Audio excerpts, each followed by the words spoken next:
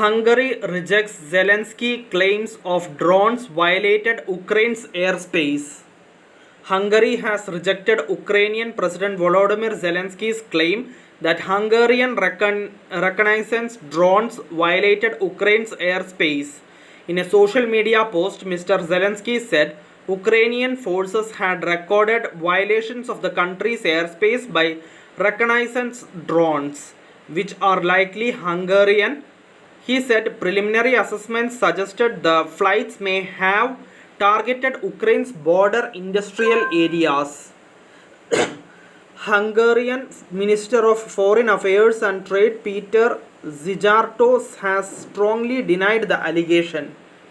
In a social media post, Szijjártó said Zelensky is losing himself in anti-Hungarian sentiments and is chasing phantoms.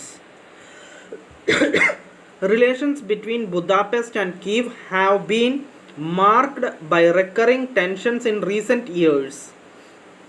Hungary has repeatedly criticized Ukrainian attacks against the Druzhba oil pipeline, a key route of its energy supplies from Russia.